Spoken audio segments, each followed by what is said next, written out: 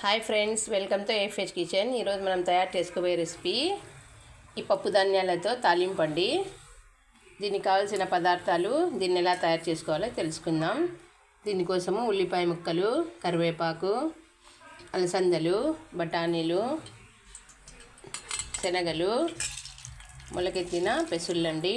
అలాగే కొంచెం గరం మసాలా, కొత్తిమీర, జీలకర్ర, ఆవాలు, ఉప్పు, ఎండుమిర్చి అండి. స్టవ్ మీద కుక్కర్లో నేను ఘీ వేసుకున్నానండి. నెయ్యిలో దీన్ని ఫ్రై చేసుకుంటేనే తాలింపు చాలా సూపర్గా ఉంటుందండి. అందుకని నేను నెయ్యి వేసుకున్నాను. కావాల్సింటే మీరు ఆయిల్ కూడా వేసుకోవచ్చు. నెయ్యి వేసుకుంటే మంచి ఫ్లేవర్ వస్తుందండి. తినడానికి పిల్లలు ఇంకా కొంచెం ఎక్కువగా తినడానికి ఇష్టపడతారు, పిల్లలు పెద్దలు.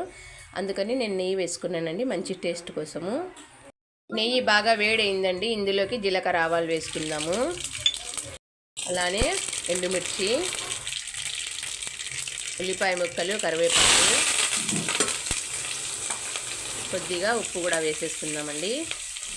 వేసి ఒకసారి దీన్ని బాగా మిక్స్ చేసుకుందాం.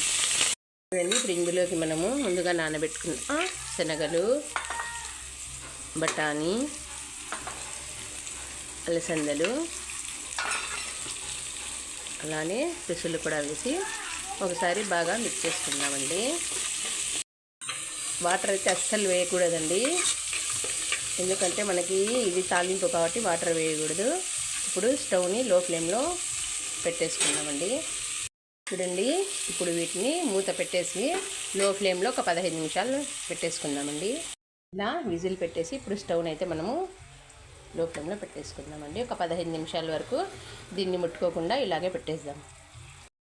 5 మినిట్స్ తర్వాత ఏం చెక్క రోస్ట్ అయ్యాయో ఇప్పుడు ఇందులోకి మనము కొద్దిగా గరం మసాలాని యాడ్ చేసేసుకుందామండి. యాడ్ చేసి దీన్ని ఒకసారి మిక్స్ చేసేసుకుందాం. చూడండి ఫ్రెండ్స్, ఎంతో టేస్టీ అయినటువంటి మొలకలతో చాట్ అండి. చాలా బాగుంటుందండి ఈ తాలింపు. మనము రోటీలో అన్నిట్లోకి బాగుంటుందండి. రోటీ, పూరీలోకి కూడా ఇంకా బాగుంటుంది. తినండి, ఆరోగ్యంగా ఉండండి. నా ఛానల్ని లైక్ చేయండి, సబ్స్క్రైబ్ చేయండి, కుదిరితే కామెంట్ కూడా పెట్టండి.